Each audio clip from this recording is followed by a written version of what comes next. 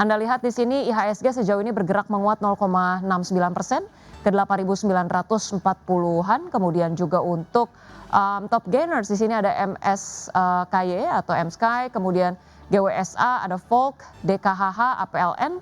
Kemudian untuk top losers ada NATO, HATM, UDNG, Vici, GRIA.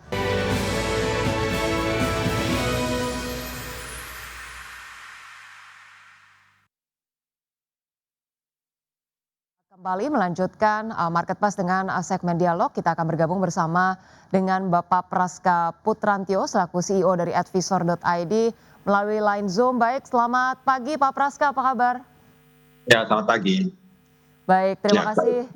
Terima kasih sudah meluangkan waktunya Pak Praska, semoga selalu dalam keadaan baik dan juga sehat.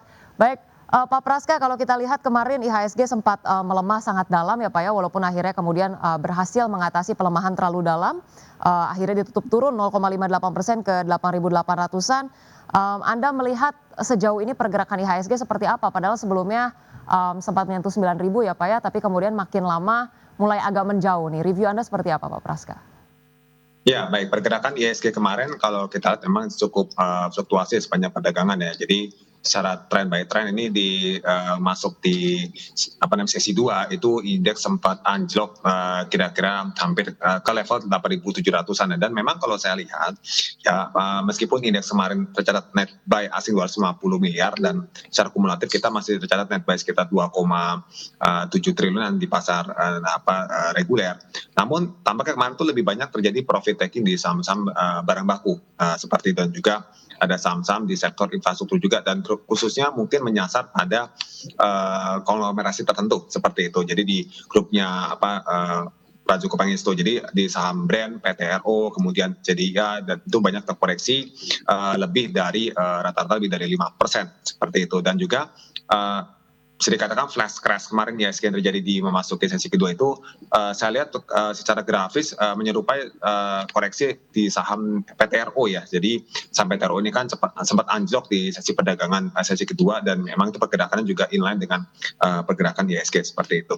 Baik, Anda melihat ini kemudian memang didominasi oleh penurunan drastis atau cukup tajam dari saham-saham konglomerasi, khususnya dari saham-saham Prajogo Pangestu begitu ya. Kalau dari saham-saham tersebut, apalagi saham-saham yang berkaitan dengan mungkin brand yang kemudian juga memang sudah masuk ke indeks MSCI, kemudian juga PTRO dan juga sejumlah saham-saham yang perlu dicermati, ini Anda melihat betul-betul hanya kemudian koreksi sehat akibat profit taking atau ada hal-hal lain yang perlu dicermati Pak Praska? Ya, jadi kalau saya lihat memang di sini satu yang pertama memang karena profit taking ya. Jadi indeks ini kan secara tren jangka menengah panjang ya. Kita lihat ini kan trennya terus meningkat. Namun di saat yang bersamaan sebenarnya terjadi bisa dikatakan tuh tendensinya namanya divergensi negatif ya. Kalau kita bandingkan secara pergerakan money flow index trennya serta secara pergerakan IHSG itu cenderung berbanding terbalik, di mana tren money flow index itu cenderung mengalami penurunan ya sekitar dari 3-6 bulan terakhir, sementara IHSG kan cetak rekor dari level sekitar dari 7.600-an sampai sekarang sudah sempat menyentuh 9.000 seperti itu. Dan juga kalau kita lihat sini kan isu mengenai rencana perubahan perhitungan MSCI ini juga menjadi momok ya buat pasar. Artinya karena ada pertimbangan bahwa kepemilikan oleh korporasi dan juga kepemilikan yang berdasarkan warkat ya, script itu akan dikecualikan ya dalam perhitungan free float. Itu kan artinya ada tendensi bahwa fund manager asing itu secara global mungkin akan mendownsize ya exposure ke MSCI Indonesia seperti itu.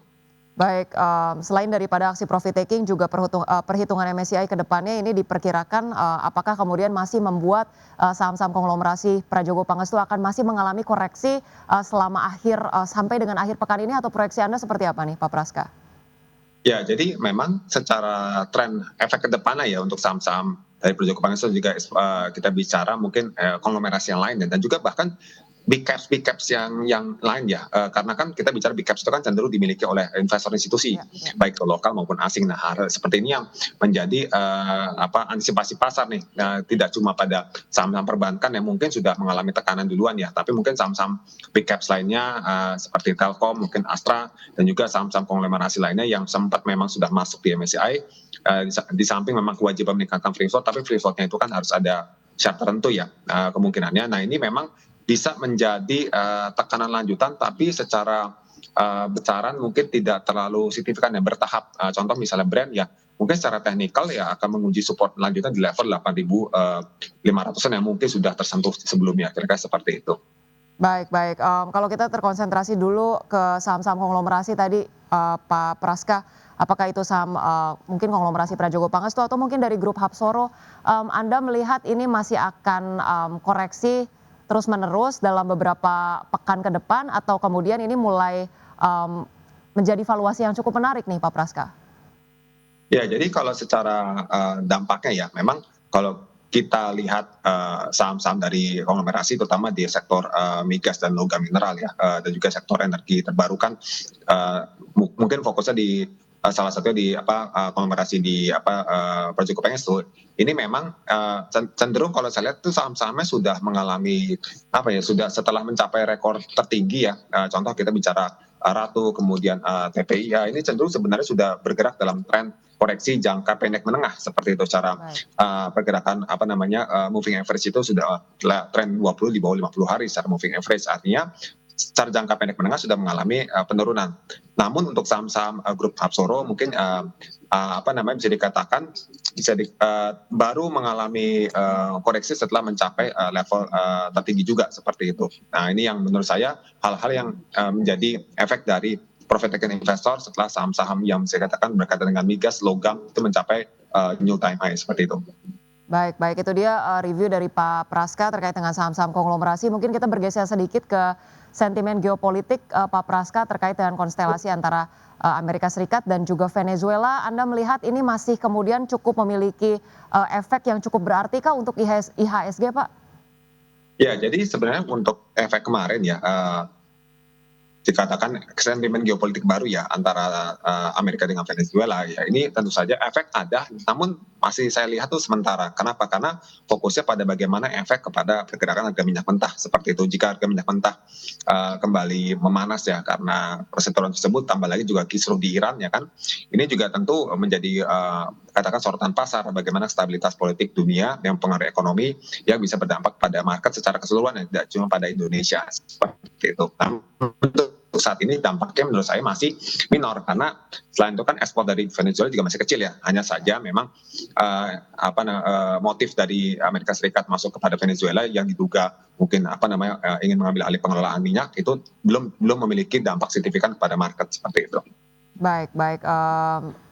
Tergantung bagaimana kemudian terdampak atau tidaknya berdasarkan harga komoditas ke depannya akan seperti apa ya Pak Praska. Ya. Baik, Pak Praska, sebelum kita lanjutkan ke pertanyaan berikutnya, kita akan lihat terlebih dahulu bagaimana posisi pembukaan perdagangan pada pagi hari ini di 2 menit pertama. Kita lihat bersama-sama pemirsa di sini di layar televisi. Anda lihat di sini IHSG sejauh ini bergerak menguat 0,69% ke 8.940-an. Kemudian juga untuk top gainers di sini ada MSKY atau MSky, kemudian GWSA, ada Volk, DKHH, APLN. Kemudian untuk top losers ada NATO, HATM, UDNG, Vici, GRIA.